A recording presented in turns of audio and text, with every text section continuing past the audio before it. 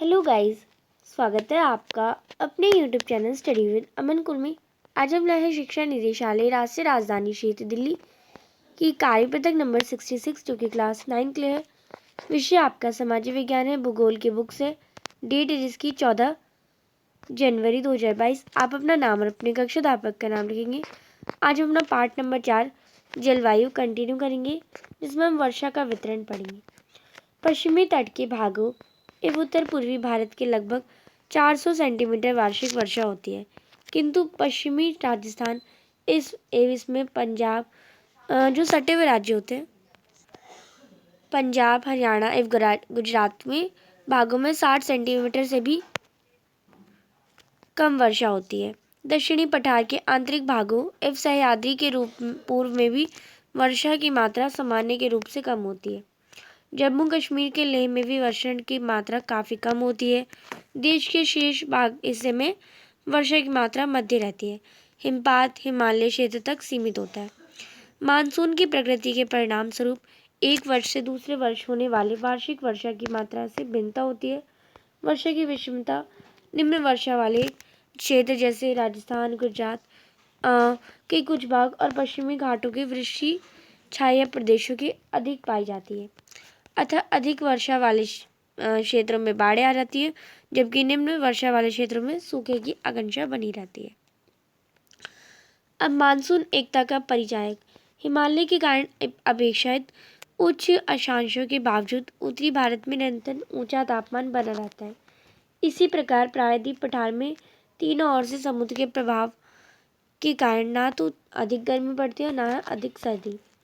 इसी कारण भारतीय प्रायद्वीप पर मानसून की एकता का प्रभाव बहुत ही स्पष्ट है। वर्षा की अनिश्चितताएं तथा उसका असमान वितरण होने के बावजूद उत्तर से दक्षिण और पूर्व से पश्चिम तक संपूर्ण भारतवासी प्रतिवर्ष मानसून के आगमन की प्रतीक्षा करते हैं। ये मानसूनी पवनें जो होती हैं वो हमें जल प्रदान करती हैं, कृषि की प्रक्रिया में तेजी लाती हैं और संपूर्ण देश को एक सूत्र में बांधती हैं। अब इसी पर बेस्ड क्वेश्चन है। पहला प्रश्न है, भारत में कम वर्षा प्राप्त करने वाले किन्हीं दो क्षेत्रों के नाम लिखिए। तो राजस्थान और जहाँ कम वर्षा होती है, और गुजरात के कुछ हिस्से और लद्दाख ऐसे जैसे राज्य। दूसरा प्रश्न है, भारत के किस क्षेत्र में हिमपात होता है। तो हिमपात हिमालय क्षेत्र तक ही सीमित है। मानसून की प्रकृति के कारण वार्षिक वर्षा अत्यधिक परिवर्तनशील होती है। कम वर्षा वाले क्षेत्र जैसे राजस्थान, गुजरात के कुछ हिस्से, पश्चिमी घाट के निचले हिस्से में परिवर्तनशीलता अधिक है।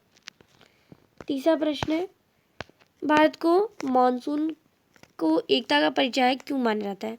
तो बहुत सारे कारण हैं, आप लिखेंगे यहाँ से। मानसून एक एकीकृत बंधन के रूप में निम्नलिखित बिंदुओं में संक्षेपित किया जाता है। भारतीय किसान फसलों की सिंचाई के लिए काफ़ी हद तक मानसून पर निर्भर है। भारतीय उपमहाद्वीप में मानसूनी प्रकार की जलवायु अपने आप में अनोखी है और ये जलवायु की विशेषता है। तीसरा, मानसून भारतीय अर्थव्यवस्था में कृषि के भाग्य का फैसला करता है और इस पर निर्भर 70% कार्यबल भी है। भारत में मानसून का सामाजिक सांस्कृतिक प्रभाव भी पड़ता है, जहाँ कोई त्योहार फसलों की कटाई और कटाई के इर्द गिर्द घूमता है। अब यहाँ पे आपको सही या गलत करने हैं। तो फोर्थ क्वेश्चन है, भारत के सभी भागों में वर्षा का वितरण एक समान है। तो नहीं, कहीं पे ज़्यादा बारिश होती है, कहीं पे बाढ़ आ जाती है, तो कहीं सूखा हो जाता है। तो ये असत्य हो जाएगा। पांचवा प्रश्न है, दक्कन के पठार में एशिया में सबसे अधिक वर्षा होती है। तो ये भी गलत है। दक्कन के पठार में एशिया में सबसे अधिक वर्षा नहीं होती। तो आप दोनों में असत्य कर लेंगे। तो ये थी आपकी आज की वर्कशीट। चैनल को अभी तक सब्सक्राइब नहीं किया तो प्लीज़ चैनल को सब्सक्राइब ज़रूर करें। Thanks for watching video. Bye bye guys.